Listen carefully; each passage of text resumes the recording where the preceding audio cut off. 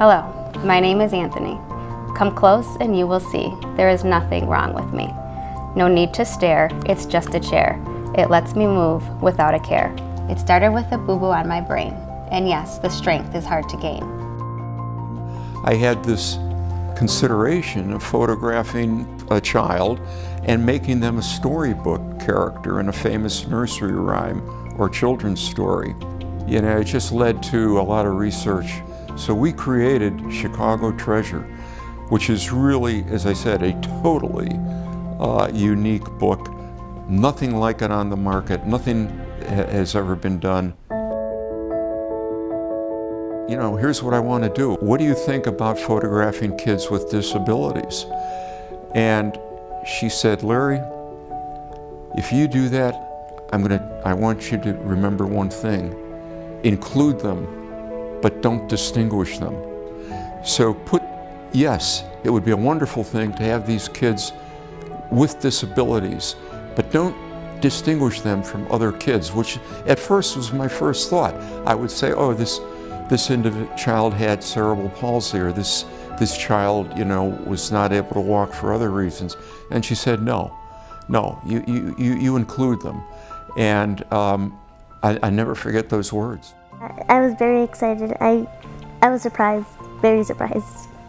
And so once I actually got to see the full book in person, it was awesome. Kids who sometimes may look different or may have a disability, it will show they are like everyone else and that they don't have to feel different or for example, like an outsider. We are all the same.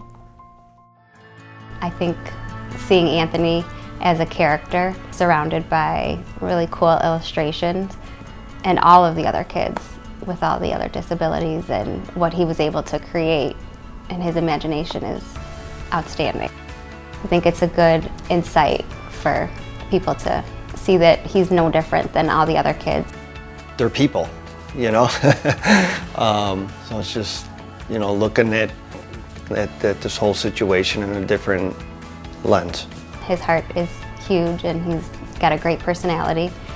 So I think it's a nice way to open their eyes to other people's situations.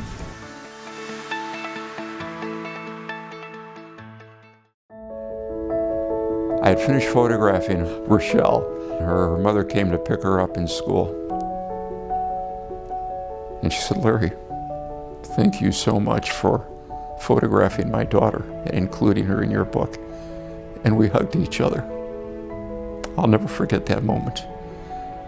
Because who would have thought that this young blind girl without eyes would become, I always told the kids they'd become famous, they'd become I was always kidding, of course, they'd become stars because of their inclusion, you know, in a book of this kind that would be sold maybe around the world.